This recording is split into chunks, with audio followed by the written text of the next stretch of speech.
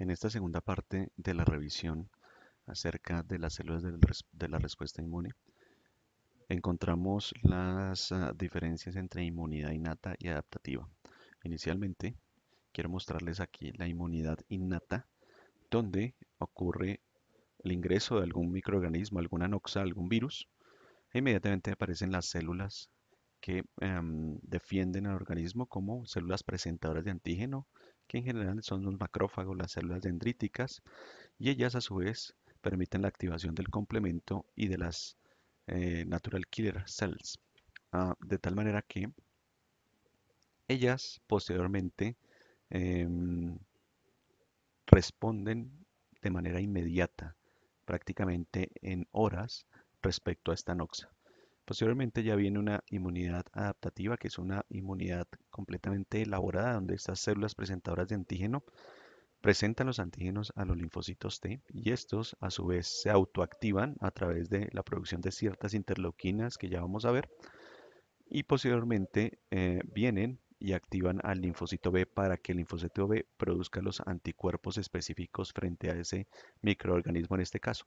Fíjense cómo estas respuestas adaptativas son ya de días, aparece al séptimo o octavo día, es decir, a la semana, la respuesta inmune específica y los mecanismos de la inmunidad innata aportan la primera defensa contra las infecciones.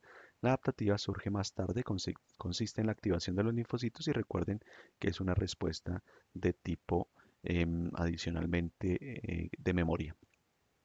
Vemos aquí las características de la inmunidad innata y adaptativa y las diferencias en este cuadro comparativo respecto a especificidad, en donde la inmunidad innata frente a las estructuras compartidas de grupos de microbios son afines. Para la adaptativa eh, existe una respuesta específica frente a antígenos. La diversidad es limitada, codificada por la línea germinal, mientras que en la adaptativa esa diversidad es muy amplia. Los receptores se producen por la recombinación somática del segmento genético, es decir, existen múltiples receptores debido a esa recombinación que existe durante los procesos de maduración y de los procesos de reproducción del mismo ser humano. La memoria es nula, en cambio en la adaptativa sí se presenta la falta de reactividad frente a uno mismo, en ambos pues no hay reactividad. Los componentes principales, barreras celulares y químicas, la piel, epitelios, mucosas, productos químicos antimicrobianos, mientras que aquí son los linfocitos presentes en los epitelios, anticuerpos segregados en las superficies articulares, etcétera. Las proteínas sanguíneas principales son complemento, otras como natural killer, por ejemplo, y en este caso son anticuerpos y las células principales son los linfocitos.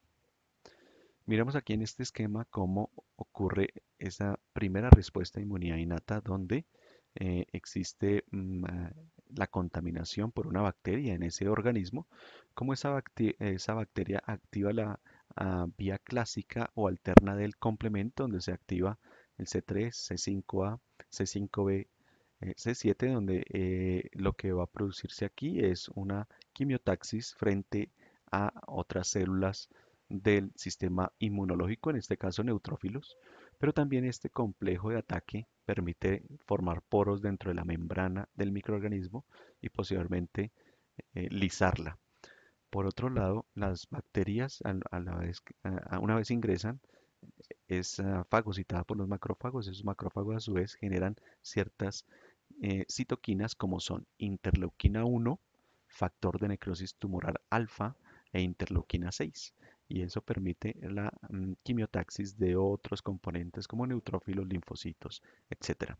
Adicionalmente, el daño tisular produce daño endotelial, liberación de bradykininas, fibrina, fibropéptidos y esto genera permeabilidad vascular, pero también ejerce todo el efecto inflamatorio y procoagulante de una noxa, como es el daño tisular.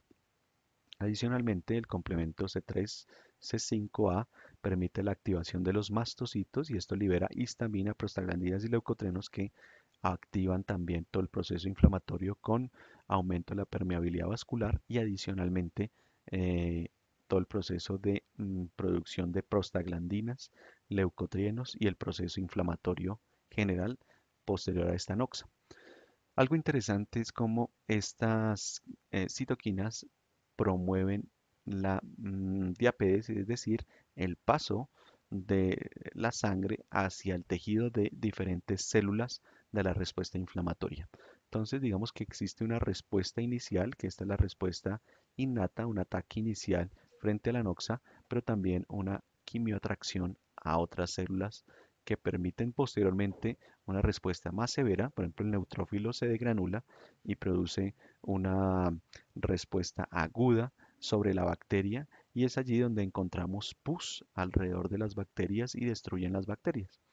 Los linfocitos, pues lo que va a producirse en general es una activación de las integrinas a nivel del endotelio, pero también de los monocitos, de tal manera que se forman ICAMS o BCAMS o BL4 y existe esta unión entre el endotelio y en este caso el monocito para su internalización.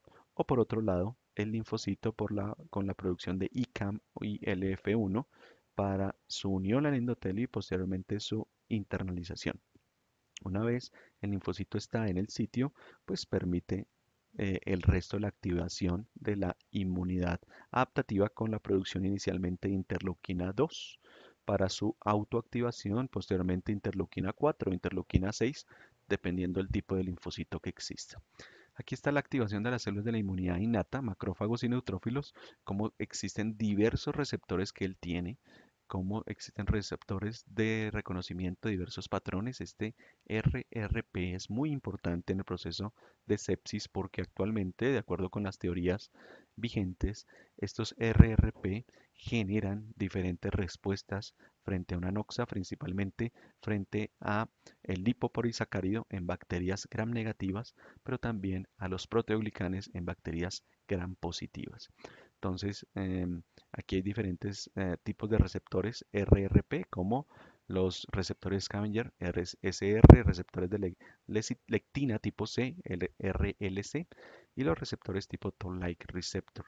Entonces, aquí hay otros tipos de receptores, por ejemplo, receptores para péptidos formilados, los receptores para el fragmento cristalizable de las inmunoglobulinas, receptores para quimoquinas o citoquinas, receptores para citoquinas adicionales y receptores para el complemento. Entonces, todos estos tipos de receptores generan la producción de citoquinas, quimiotaxis, fagocitosis, citotoxicidad, producción de lípidos bioactivos o liberación de enzimas que permiten esa respuesta inicial innata.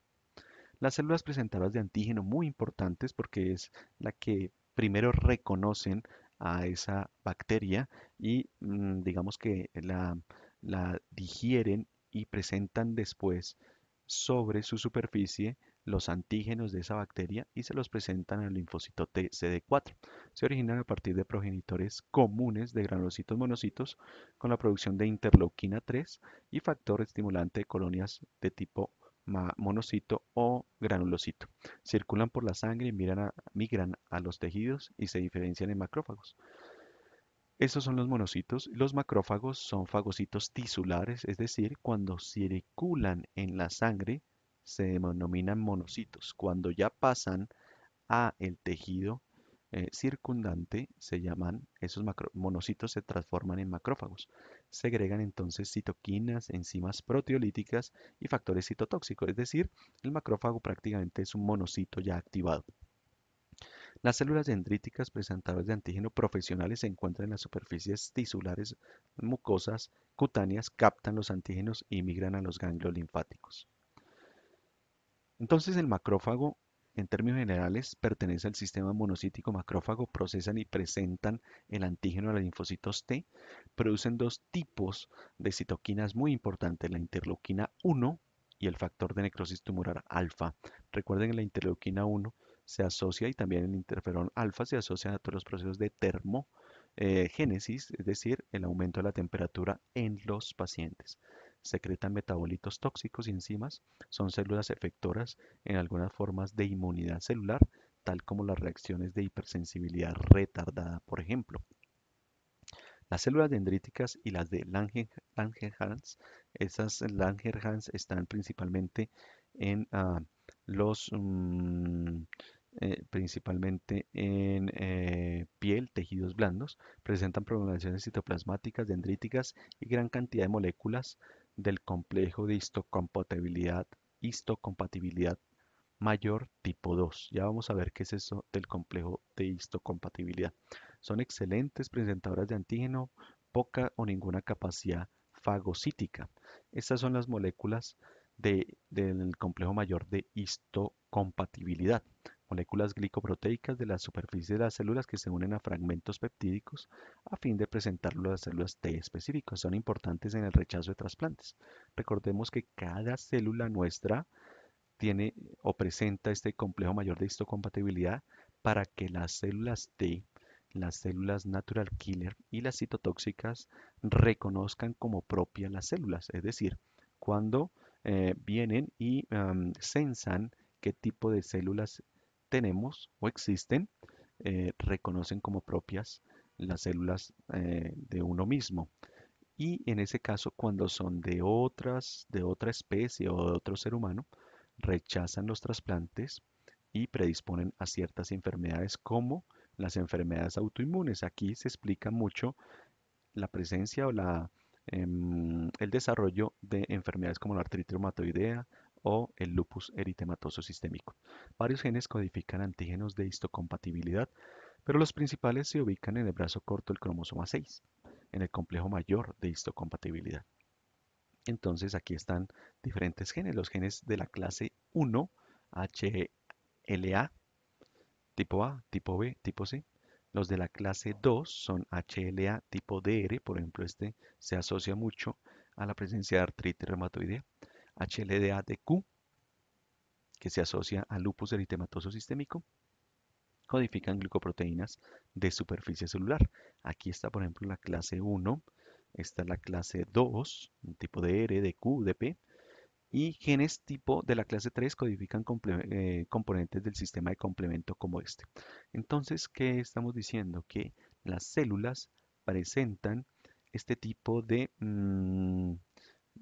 proteínas gracias a los genes que la producen, en este caso el gen de HLA-DR o el gen HLA-A o B o C. Entonces presentan estas proteínas en la superficie de sus células de tal manera que las células del sistema inmunitario reconozcan como propias estas células. Si no existen este tipo de células, este tipo de proteínas sobre la superficie celular, no la reconocen como propias y inmediatamente la atacan. Entonces, si existe algún tipo de mutación o algún tipo de expresión indebida del HDR, entonces, si no existe una adecuada proteína sobre la superficie, es reconocida como extraña y la destruye. Ese es el principio fundamental de, por ejemplo, el lupus eritematoso sistémico. Entonces, vamos a empezar el tema de las citoquinas, donde son moléculas que inducen y regulan la respuesta inmunitaria mediante establecimiento de interacciones entre linfocitos, monocitos, células inflamatorias y células endoteliales, linfoquinas, monoquinas u otros péptidos. Entonces, las categorías principales, las que median la inmunidad natural, interleuquina 1, factor de necrosis tumoral alfa, interferones tipo 1 e interleuquina 8. Citoquinas que regulan el crecimiento, activación y diferenciación de linfocitos, la interleuquina 2, la interleuquina 4, la 5, la 10, la 12 y el factor de crecimiento transformante beta. Citoquinas que activan las células inflamatorias, interferón gamma, interferón alfa, interferón, factor de necrosis tumoral alfa, factor de necrosis tumoral beta e interleuquina 8. E citoquinas que estimulan la hematopoiesis, pues los factores estimulantes de colonias. Entonces aquí vemos los diferentes tipos de citoquinas que activan diferentes categorías. ¿Cuáles son las propiedades de las citoquinas? Son producidas por distintos tipos de células, efecto pleiotrópico, es decir, actúan sobre muchos tipos de células, acción autocrina, ahí sobre ella misma, paracrina, sobre otras células cercanas y endocrina a distancia. Actúan mediante unión a receptores específicos que presentan una gran afinidad por las citoquinas. Entonces, esta es la segunda parte de esta revisión sobre la inmunidad innata e inmunidad adaptativa.